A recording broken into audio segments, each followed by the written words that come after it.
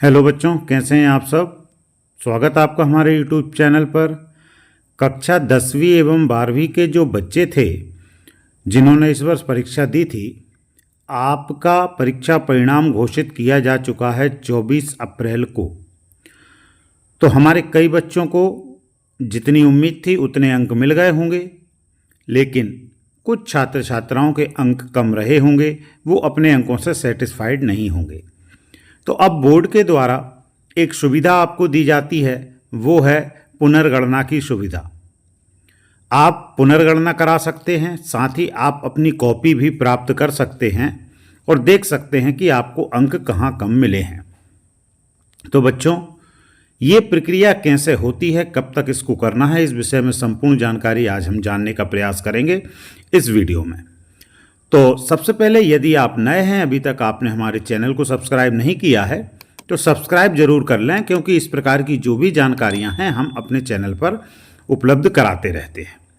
तो चलिए बच्चों, हम देखते हैं। सबसे पहले हम ये समझ लें कि पुनर्गणना में होता क्या है। कई बच्चों को एक कन्फ्यूज़न रहता है कि पुनर्गणना में क्या कॉपी फिर से चेक की जाएगी।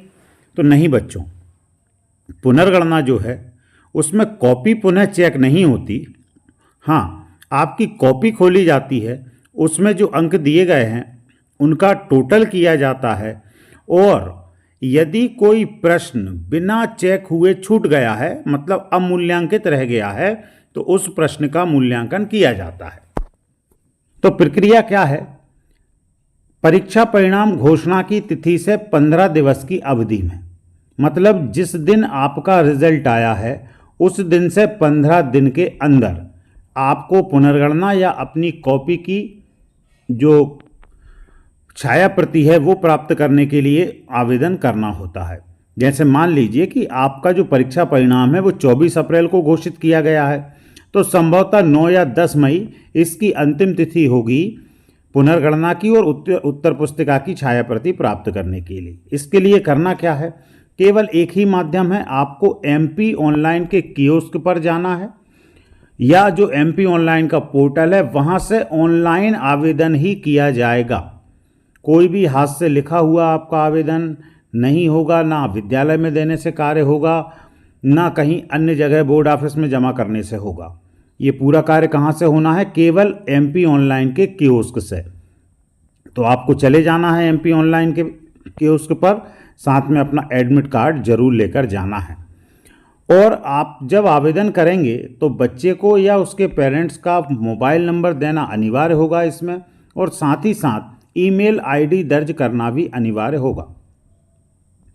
उत्तर पुस्तिका की यदि आप छाया प्रति प्राप्त करने वाले छात्रों को पुनर्गणना कराना अनिवार्य किया जाता है। यदि आप अपनी केवल कॉपी की छाया प्रति चाह रहे हैं तो ऐसा नहीं होगा, आपको पुनर्गणना भी कराना ही होगी।